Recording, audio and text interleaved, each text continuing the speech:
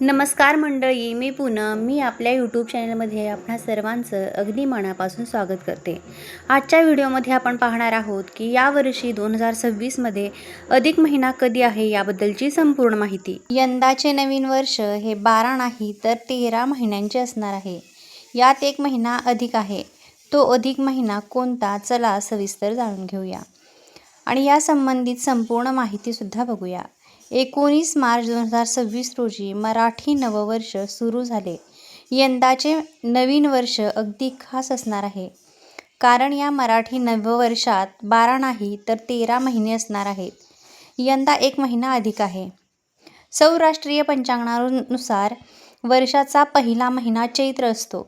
सूर्य जेव्हा मेष राशीमध्ये प्रवेश करतो त्यावेळी भारतीय सौर पंचांग सुरू होते. चैत्र महिन्यापासून वसंत ऋतूची सुरुवात होते. गुढी उभारून नववर्षाचे स्वागत केले जाते. हिंदू नववर्ष प्रत्येक वर्षाचे नवे समस्त नाव घेऊन येते.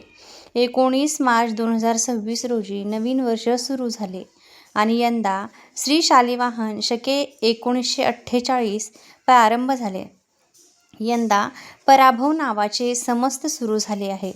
यंदाच्या वर्षी ज्येष्ठ महिना अधिक मास आहे. आता तर दर 3 वर्षांनी एक महिना अधिक असतो. जगभरातील अनेक संस्कृतीमधून दैनिक व्यवहाराकरता चांद्र तर वार्षिक व्यवहाराकरता सौर कॅलेंडर वापरलं जातं. अशा प्रकारच्या कॅलेंडरला चांद्र सौर कॅलेंडर म्हणतात. पृथ्वीवर होणारे ऋतूबदल हे सूर्यामुळे होत असतात. त्यामुळे सौर कालगणना महत्त्वाची ठरते. पण त्यात काही वेळेला हेही खरं आहे की सूर्याच्या स्थानबदलामुळे होणारे बदल सहज लक्षात येत नाहीत. त्यामुळे दैनंदिन जीवनचर्या ठरवत असताना सूर्यामधील बदल नोंदवून कालगणना करता येत नाही. चंद्राचा आकार आणि जागेतला बदल सहज नोंदवता येतो. त्यामुळे दैनिक व्यवहाराकरता चंद्र उपयोगी ठरतो. मराठी पंचांगानुसार दर 3 वर्षांनी एक अधिक महिना धरला जातो आणि हे वर्ष 13 महिन्यांचे असते. अधिक मासाला पुरुषोत्तम मास, मलमास, संसर्प मास, धोंड्याचा महिना असेही म्हणतात. अधिक मास येण्याची पद्धत पूर्णपणे खगोलशास्त्रीय आहे. सूर्यधारित पंचांग पाळणाऱ्या आसाम, ओरिसा, केरळ, तामिळनाडू, पश्चिम बंगाल या राज्यात अधिक महिनाच नसतो. तो फक्त चांद्र पंचांग वापरणाऱ्या महाराष्ट्र, आंध्र प्रदेश, कर्नाटक, गुजरात आणि मध्य प्रदेश यासारख्या राज्यात पाळला जातो असं सांगितलं जातं. आता अधिक महिना नेमका येतो कसा?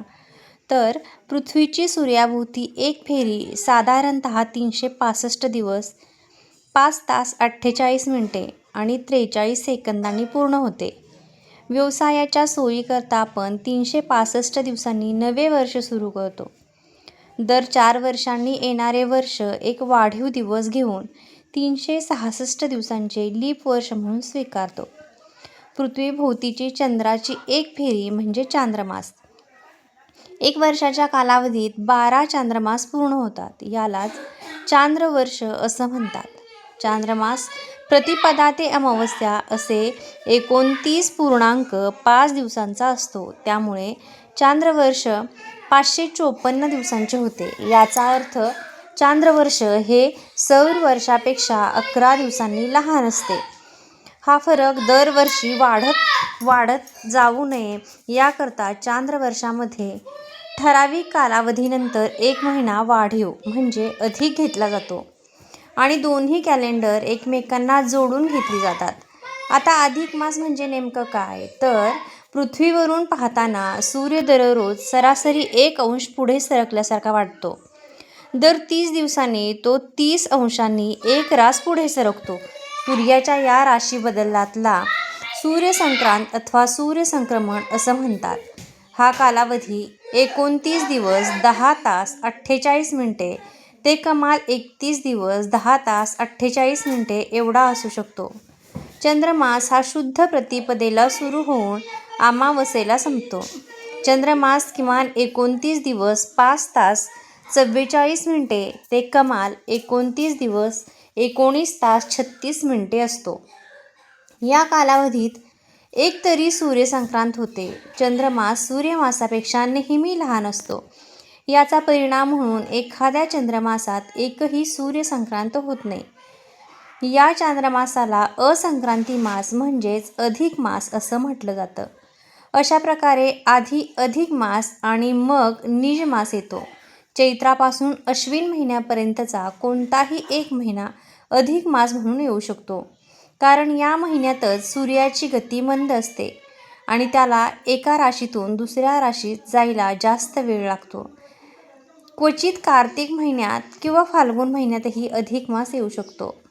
त्यापूर्वी एकाच नावाने 2 चांद्र महिने असतात. अगोदरचा अधिक मास आणि नंतर लगेच येणारा महिना हा निज मास. एखाद्या विशिष्ट महिना अधिक मास आला की 19 वर्षांनंतर तोच महिना अधिक मास म्हणून येऊ शकतो. सरासरी 32 महिने 16 दिवसांनी हा अधिक मास येतो. चैत्र ते अश्विन असे महिने अधिक वेळा, तर कार्तिक ते फाल्गुन क्वचित अधिक येऊ शकतो. मार्गशीर्ष, पौष आणि माघ या महिन्यात अधिक मास कधीही येत नाही. या महिन्यात क्षय मास येतात. आता यंदा ज्येष्ठ महिना अधिक मासाला आहे. रविवार दिनांक 17 मे 2026 रोजी अधिक ज्येष्ठ सुरू होत आहे. सोमवार दिनांक 15 जून 2026 पर्यंत अधिक मास ज्येष्ठ असणार आहे. तर सोमवार दिनांक 15 जून 2026 याच दिवशी नीच ज्येष्ठ सुरू होत आहे.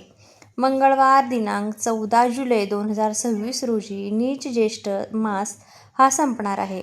यापूर्वी 2018 मध्ये ज्येष्ठ मास अधिक महिना म्हणून आला होता. तर त्यानंतर 2037 मध्ये ज्येष्ठ महिना अधिक मास येणार आहे. तर यंदा मराठी नववर्ष हे 13 महिन्यांचे असणार आहे.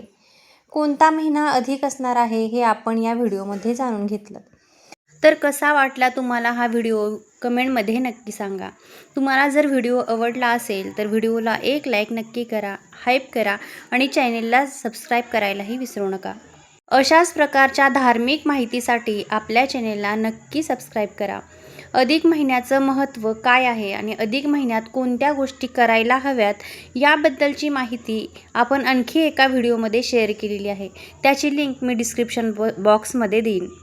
तर तो व्हिडिओ बघायलाही विसरू नका. धोंड्याचा महिना हा 3 वर्षातून एकदा येत असल्यामुळे त्याचं महत्त्व हे अधिक आहे. अधिक महिना हा कधीपासून कधीपर्यंत आहे याचीही माहिती आजच्या व्हिडिओमध्ये आपण बघितलेली आहे. तर तुम्हाला आणखी कोणत्या गोष्टीची माहिती हवी असेल तर कमेंट करून नक्की विचारा. मी तुमच्या प्रश्नांची उत्तरं द्यायचा नक्की प्रयत्न करेल. श्री स्वामी समर्थ. धन्यवाद.